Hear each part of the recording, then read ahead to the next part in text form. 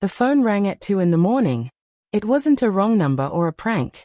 On the other end, her voice trembled, cracked with fear too heavy for a child to carry. My stomach hurts so bad. Daddy did something terrible. There's blood everywhere. Please, hurry. Then the line went silent. Her breathing vanished, leaving me clutching the receiver in frozen shock.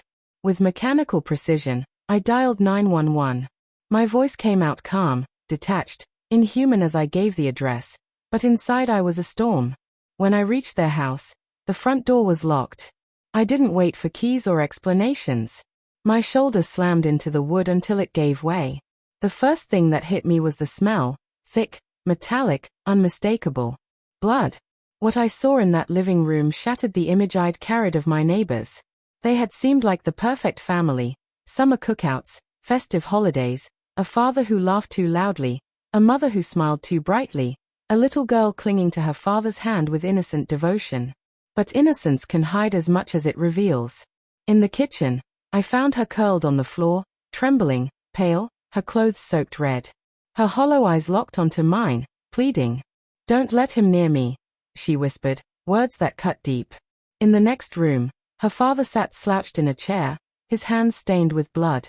He wasn't frantic or sorry. He was waiting.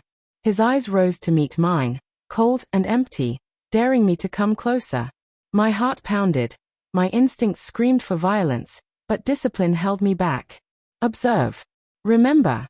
Survive. This wasn't a sudden explosion. It was staged. And I realized with a sick certainty that this had been happening long before the call. The police arrived within minutes. They cuffed him, silent and unresisting. But silence doesn't mean peace. It conceals decay. I began digging. Hospital records revealed a trail. Broken wrist, bruises, stomach issues written off as fragile health. No one pressed further. No one wanted to. His position granted him power, influence enough to bury suspicion. Her mother drifted through life medicated, absent, too numb to protect anyone. Later, I reviewed the footage from my own security camera. That night, before her call, he stepped outside, pacing while speaking into his phone. The wind carried his words, faint but sharp enough to reach me. No one will believe her. She's just a kid. A chill settled in my stomach. In that moment, I understood I wasn't looking at a simple outburst or someone losing control. This was something darker, measured, deliberate. When the official report arrived, it only echoed what my gut had been trying to tell me all along. This hadn't happened once, or twice. It had been going on for years. Not random explosions of anger, but a system, planned, hidden abuse wrapped neatly behind manicured lawns and cheerful weekend gatherings. He had kept evidence of it all, receipts, photos, messages, like trophies. As if recording his cruelty gave him strength. I was in the courtroom when it finally came to light. His carefully built mask shattered, not from shame, but from pure fury that his control had slipped. His eyes found mine across the room. I held his gaze, unmoving, unflinching. I let silence weigh on him, because silence told him the truth. I knew. And I would never let him cover it up again. On the day of sentencing, the room was crowded. He still wore a thin layer of arrogance, convinced money and influence might twist the outcome. But when the judge spoke, decades in prison, no chance of parole, the color drained from his face. I leaned forward just enough so he could see me clearly. Not angry, not triumphant. Just steady, unshaken. A reminder that his power was gone. As they took him away, his glare burned with hate. But hate is empty when everything is stripped from you.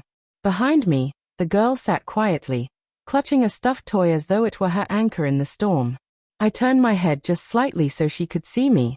No smile, only a slow nod. A vow he would never harm her again. Now, across the street, his house sits silent. Curtains drawn, windows closed. He left behind an emptiness heavier than before. I no longer wave to neighbors or exchange small talk. I've learned how easily laughter and neat fences can hide monsters. The girl is far from here now, in a safer place. She has a chance to grow, hopefully free from the weight of his shadow, though shadows always leave marks. As for him, he decays in the prison he built for himself. And me? I live with a memory I'll never unhear. The voice of a 6-year-old at 2 in the morning. That sound stays with you, reshapes you. Because real evil doesn't always scream. Sometimes it whispers. And when it does again, I'll be ready to hear it.